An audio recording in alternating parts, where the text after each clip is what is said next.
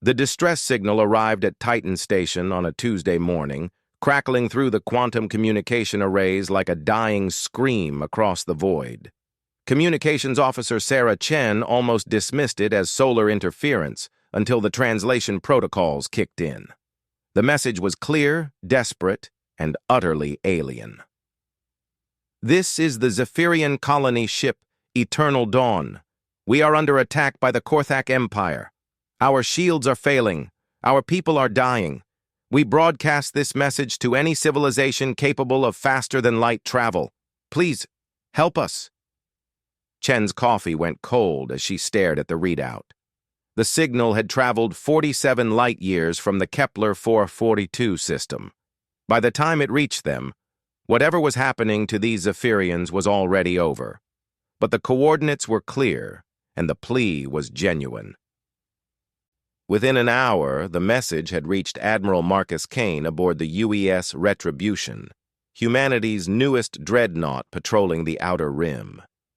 Kane was a veteran of the Centauri Wars, a man who had seen entire colonies reduced to ash and slag by hostile aliens. His scarred face remained expressionless as he reviewed the alien transmission. "Sir," his tactical officer, Lieutenant Rodriguez, reported, "long-range sensors confirm massive debris fields in the Kepler 442 system. The attack appears to have concluded 6 months ago." Kane nodded slowly. 6 months too late for rescue, but perhaps not too late for justice. "What do we know about these Korthaks?" "Database shows limited contact. Militaristic empire from the Vega sector. They've been expanding aggressively, enslaving or exterminating any species they encounter. Intelligence suggests they view other races as either resources or obstacles." The bridge fell silent except for the hum of the ship's systems. Kane had spent 20 years fighting humanity's enemies among the stars. He had seen what happened when civilizations showed mercy to those who deserved none. The Korthaks sounded familiar. Another species that believed might made right, that the strong could prey upon the weak without consequence. "Helm, set course for Kepler 442, maximum burn." "Sir, that will take us deep into uncharted territory. We'd be operating far from any support." Kane's smile was cold as space itself. "Good. I prefer it that way." The Retribution was not alone. 3 other human vessels had intercepted the Zephyrian distress call: the heavy cruiser, Iron Wolf, the stealth frigate, Shadow's Edge, and the assault carrier, Ragnarok. Together they formed Task Force Nemesis, 4 ships carrying humanity's answer to the aliens' plea for help. As they entered hyperspace, Kane reviewed what little intelligence they had on the Zephyrians. A peaceful species, according to the databases. Herbivorous, non-aggressive, with technology focused on exploration and colonization rather than warfare. They had sent out colony ships to spread their civilization among the stars, seeking empty worlds to terraform and settle. The kind of species that attracted predators like the Korthaks. Kane had seen it before. In the early days of human expansion, they had encountered the hegemony of Malak, a reptilian empire that viewed other species as livestock. The Malaks had made the mistake of attacking a human research station, killing 300 scientists and their families. Humanity's response had been swift and absolute. The hegemony no longer existed. Some aliens called humans Deathworlders, a species evolved from a planet so hostile that its children were born killers. Earth's gravity, radiation, weather, and predators had forged humanity into something uniquely dangerous among the stars. Where other species developed technology to overcome their environment, humans had evolved to become their environment's apex predator. The journey to Kepler 442 took 18 days at maximum hyperspace velocity.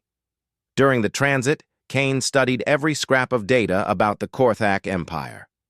They controlled 17 star systems, ruling through fear and overwhelming military force. Their ships were heavily armed but crude.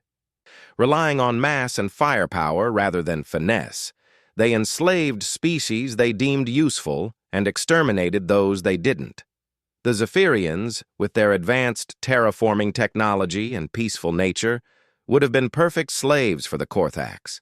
Or perhaps their gentle disposition had simply annoyed the Empire's warriors, leading to their destruction for sport. When Task Force Nemesis finally dropped out of hyperspace at the edge of the Kepler 442 system, the scope of the massacre became clear. Debris fields stretched across millions of kilometers, the shattered remains of what had once been a thriving colony. Twisted metal, melted hull plating, and the occasional intact section of ship drifted in the void like a monument to brutality. "Jesus Christ," whispered Rodriguez as the sensors painted a picture of devastation. "They didn't just destroy the ships, they hunted down every escape pod, every lifeboat." Kane's expression never changed. He had seen similar scenes before, but the thoroughness of the Korthax slaughter still impressed him with its cruelty. This wasn't warfare, it was extermination for its own sake. "Sir," picking up energy signatures from the fourth planet, "looks like the Korthax left a garrison force behind." "Numbers?" 3 heavy cruisers, 6 destroyers, and what appears to be a command station in orbit. Surface installations show signs of slave labor camps. Kane studied the tactical display. The Korthax had kept survivors, probably the most useful Zephyrians for forced labor. Standard practice for the Empire, according to intelligence reports. Work the slaves to death extracting resources, then move on to the next target. "Any human survivors from other rescue attempts?" "Negative, sir. We appear to be the first to respond to the distress call." The first and only, Kane thought grimly.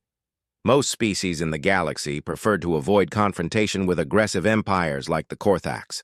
They would file diplomatic protests, perhaps impose trade sanctions, but direct military intervention was too risky for civilizations that had never learned to fight for survival. Humanity had no such limitations. "Signal the task force. We're going in hard and fast. No quarter, no mercy. The Korthax want to prey on the weak?" Kane's smile was savage. "Let them try preying on us." The 4 human ships moved deeper into the system, their stealth systems engaged and weapons powered. Behind them, space began to bend and twist as more human vessels translated out of hyperspace. The distress call had reached more than just Task Force Nemesis. Word was spreading through human space about the Zephyrian massacre, and humanity's warriors were gathering like sharks drawn to blood. The Korthax garrison had conquered a peaceful colony and enslaved its survivors. They thought their victory was complete, their dominance unquestionable. They were about to learn why the rest of the galaxy feared the humans who came from the death world called Earth. Commander Thekvar of the Korthax Imperial Navy was enjoying his morning meal when the proximity alarms began shrieking. The massive reptilian officer barely glanced up from his plate of processed nutrient paste, assuming it was another false alarm from the outdated sensor grid. The Kepler 442 system was a backwater posting, a punishment assignment for officers who had displeased their superiors. Thekvar had been stationed here for 8 months, overseeing the strip mining operations and the Zephyrian slave camps on the 4th planet. The work was tedious, the profits minimal, and the enslaved aliens died too quickly to be truly useful. "Commander?" his communications officer hissed, the translator making his words sound nervous. "Multiple contacts dropping out of hyperspace at the system's edge. Unknown configuration." Thekvar finally looked up, his yellow eyes narrowing.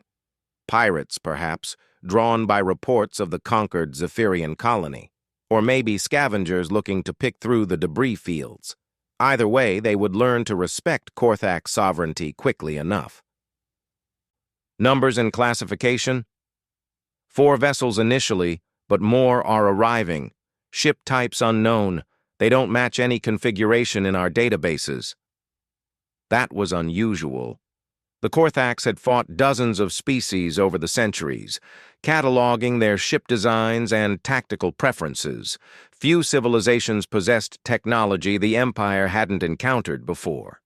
Put the fleet on alert. Broadcast a warning to the unknown vessels. They are entering Korthak sovereign space and must withdraw immediately or face destruction. The communications officer's claws clicked nervously over his console. Sir, they're not responding to our hails, and Commander, these ships are approaching at attack speed. Thekvar finally rose from his chair, his massive frame casting shadows across the bridge of the command station. Through the viewports, he could see the orbital installations and the three heavy cruisers, Bloodfang, Savage Claw, and Iron Talon, that formed the system's defensive force. 9 ships total against 4 unknowns. Acceptable odds. All ships to battle stations.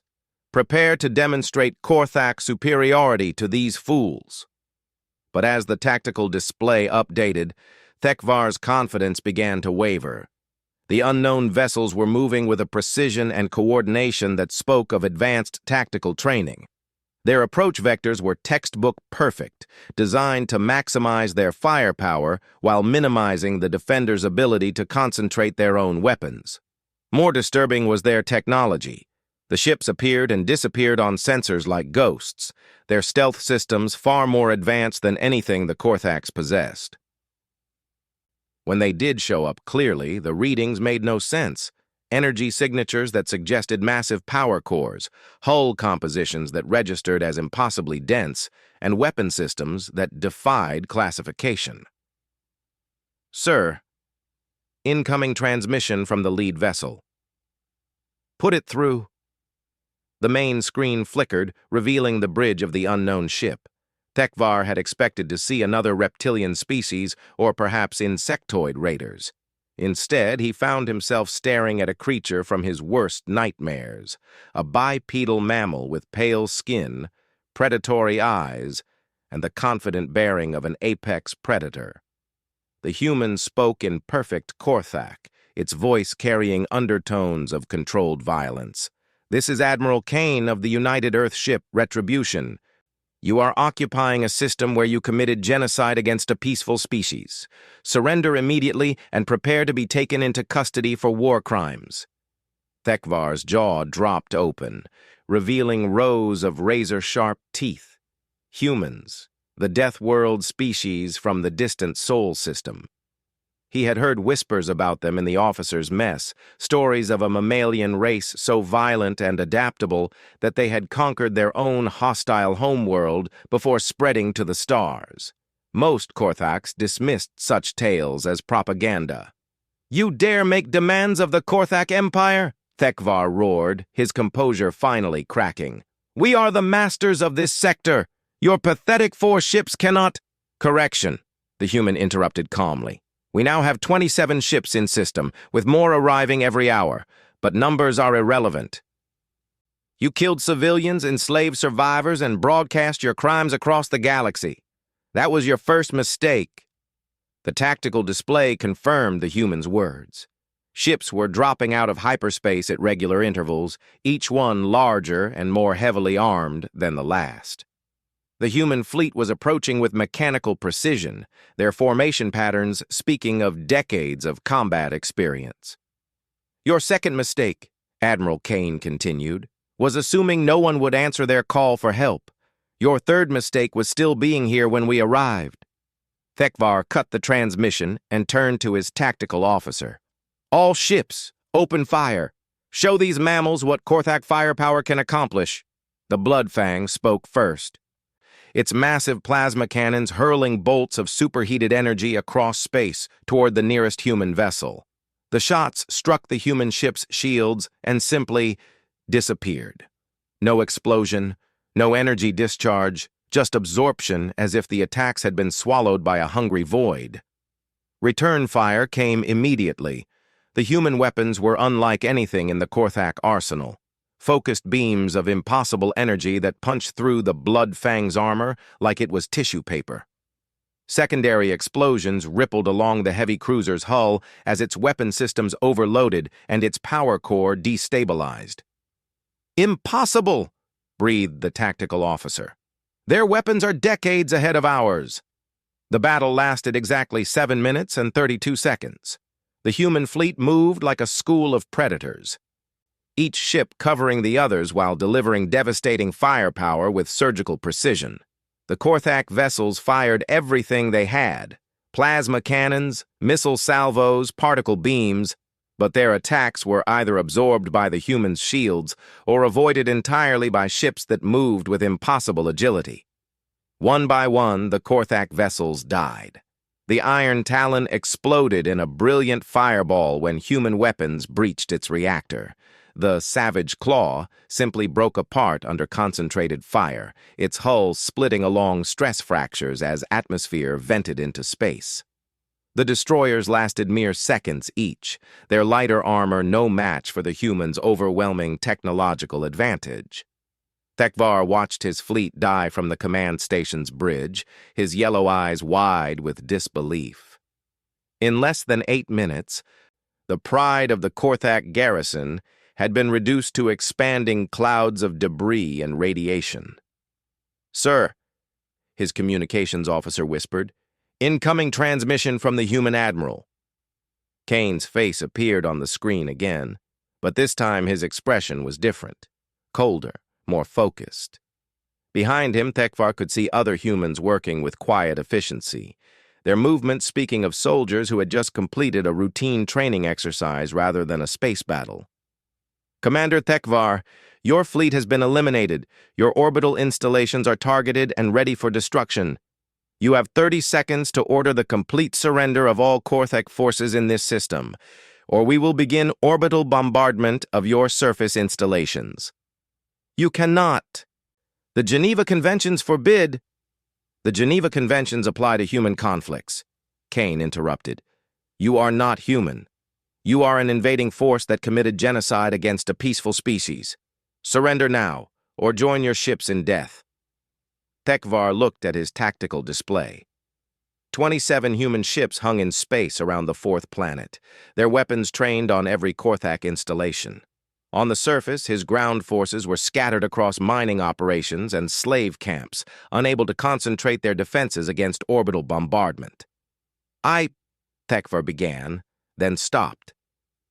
In all his years of service to the Empire, he had never encountered an enemy like this. The humans fought with the cold efficiency of machines, but the ruthless determination of apex predators. They had answered the Zephyrians' call for help 6 months too late for rescue, but just in time for vengeance. "Time's up," Admiral Kane said quietly. The first orbital strike lit up the command station's sensors like a small sun. The human ship Iron Wolf had fired a single projectile at one of the surface mining complexes, a tungsten rod accelerated to a significant fraction of light speed. The kinetic impact vaporized the entire facility and created a crater visible from orbit. "The next shot eliminates your command bunker," Kane informed him. "The shot after that targets the slave camps. Choose quickly, Commander." Thekvar closed his eyes, feeling the weight of defeat crushing down on his shoulders. In the space of minutes, the humans had demonstrated a level of military capability that the Korthak Empire couldn't match. Their technology was superior, their tactics flawless, and their resolve absolute. More than that, they had come here not for conquest or resources, but for justice. They had traveled 47 light years to answer the plea of a species they had never met, arriving too late to save them, but determined to avenge them. "I surrender," Thekvar whispered, the words tasting like poison in his mouth. "All Korthak forces in the Kepler 442 system surrender unconditionally." Admiral Kane nodded once, his expression unchanged. "Wise choice, Commander. Prepare to be boarded." 3 weeks after the surrender at Kepler 442, the Galactic Council convened an emergency session on Nexus Prime. Representatives from 47 species gathered in the massive crystal chamber, their voices creating a cacophony of languages and concerns that echoed off the walls. At the center of the debate was humanity's actions in the Outer Rim. Ambassador Veltar of the Centauri Federation spoke first, his four arms gesturing wildly as he addressed the assembly. The humans' response to the Zephyrian situation was completely disproportionate. They destroyed an entire Korthak fleet and established a military occupation of the system. This sets a dangerous precedent for galactic civilization. Murmurs of agreement rippled through the chamber. The galactic community had spent centuries developing sophisticated diplomatic protocols for resolving conflicts between species. Wars were fought through economic sanctions and carefully negotiated territorial exchanges, not through overwhelming military force. "The Korthaks committed genocide," replied Ambassador Sarah Williams, humanity's representative to the Council. She stood alone at the speaker's podium, facing dozens of alien species who viewed her people with a mixture of fear and fascination. They enslaved survivors and established forced labor camps. Under any interpretation of galactic law, their actions warranted military intervention. "But your people arrived 6 months after the attack," protested Counselor Zexhai of the Aquatic Collective. "The Zephyrians were already dead. Your intervention served no purpose except revenge." Williams's expression remained calm, but those who knew humans could see the steel beneath her diplomatic facade. Justice is never served by allowing perpetrators to profit from their crimes. The Korthaks were strip-mining Zephyrian worlds using enslaved survivors. Every day we delayed meant more deaths. The debate continued for hours, with various species expressing concerns about humanity's aggressive tendencies and disproportionate response capabilities. The underlying fear was obvious. If humans could eliminate an entire Korthak fleet in under 8 minutes, what did that mean for the galactic balance of power? Meanwhile, 47 light-years away, the reality of human justice was becoming clear to the Korthak Empire.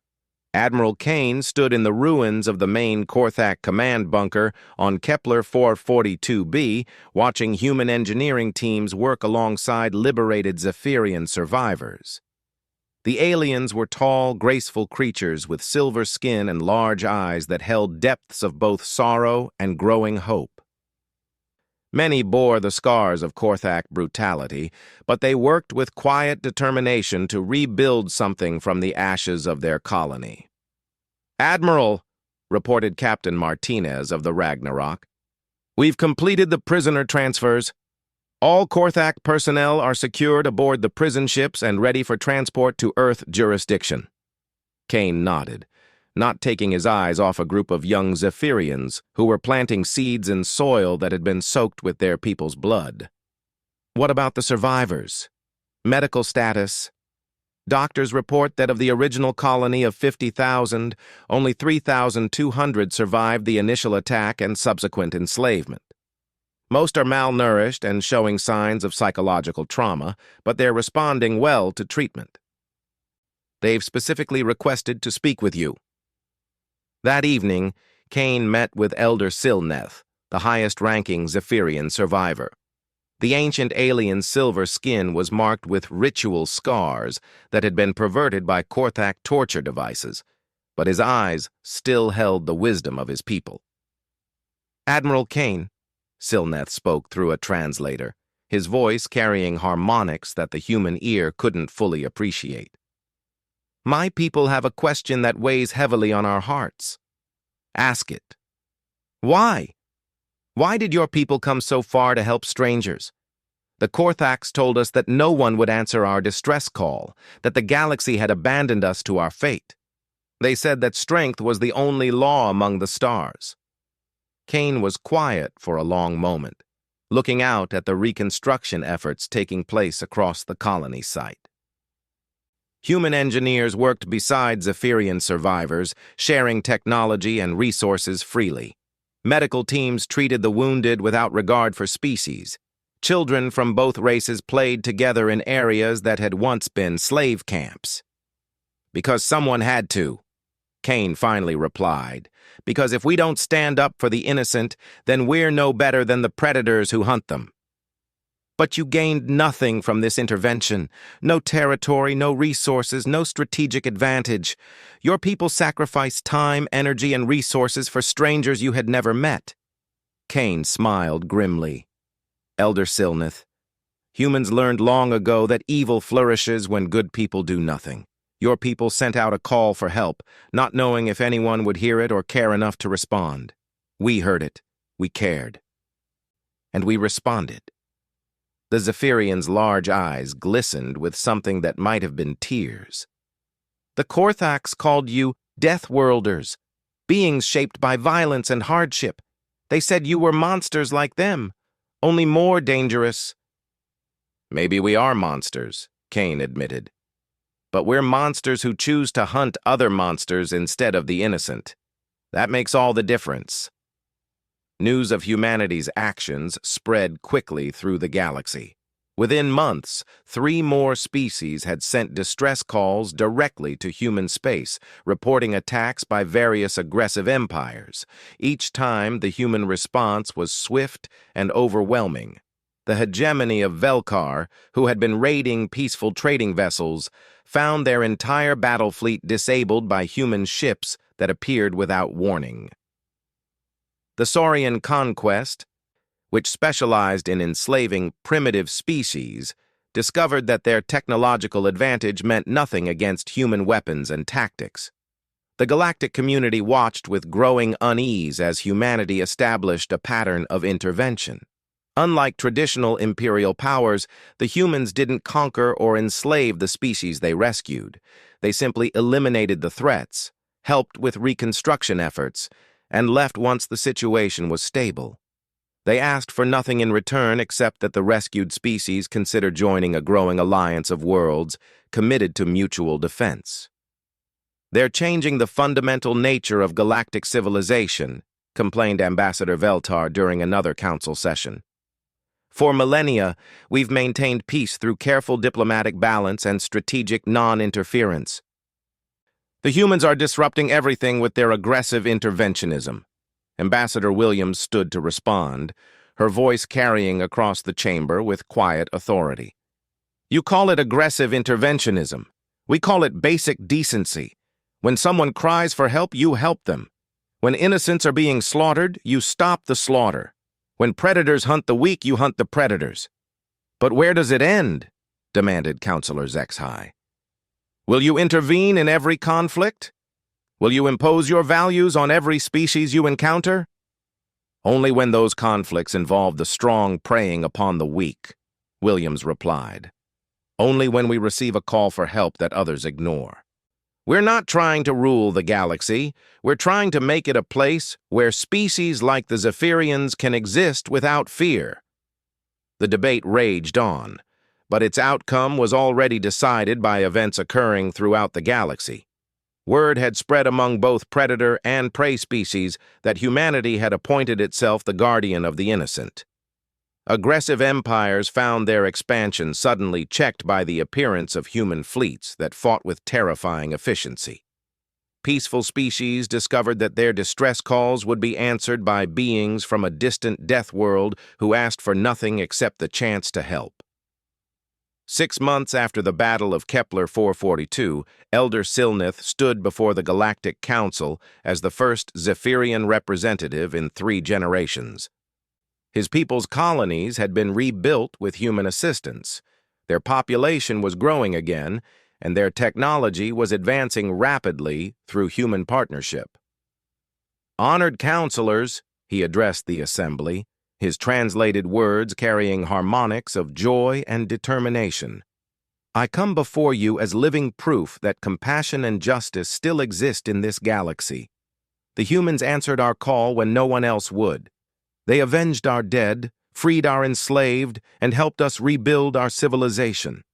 He paused, looking directly at Ambassador Veltar. "You say the humans are changing galactic civilization. You are correct. They are changing it for the better." The chamber fell silent as Silneth continued. My people hereby announce our formal alliance with humanity and their coalition of free worlds. We stand ready to answer distress calls alongside our human partners to ensure that no species suffers alone as we once did. Similar announcements followed over the coming months. The Kepler coalition grew from a handful of rescued species to a significant galactic power, all united by the shared experience of receiving help when they needed it most. They were species who had learned that strength could be used to protect rather than exploit.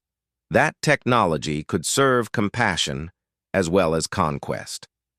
Admiral Kane, now promoted to head the Coalition Defense Force, stood on the bridge of the newest human dreadnought, the UES Justice.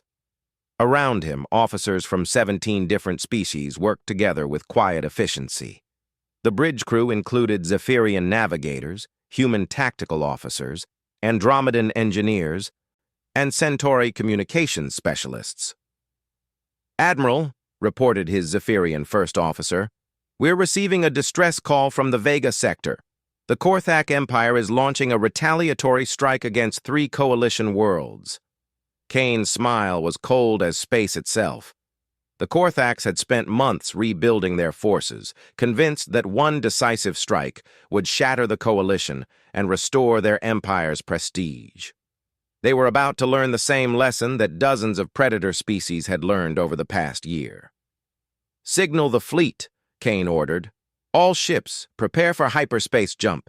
It's time to remind the galaxy why they call us Deathworlders." The human-led coalition fleet disappeared into hyperspace, carrying with it the promise that no cry for help would go unanswered, no act of genocide would go unpunished. Behind them, the rescued species of the galaxy continued building a civilization based on mutual aid and protection rather than exploitation and fear. The Zephyrian distress call had reached the stars 6 months too late for rescue. But humanity's response had arrived just in time to change the galaxy forever. They had shown that compassion could be backed by overwhelming force, that justice could be swift and absolute, and that sometimes the greatest act of mercy was to be utterly merciless toward those who preyed upon the innocent. In the end, that was what it meant to be human among the stars, to be the guardian that answered when others called for help, the sword that struck down those who would harm the defenseless, and the shield that protected those who could not protect themselves. The galaxy would never be the same.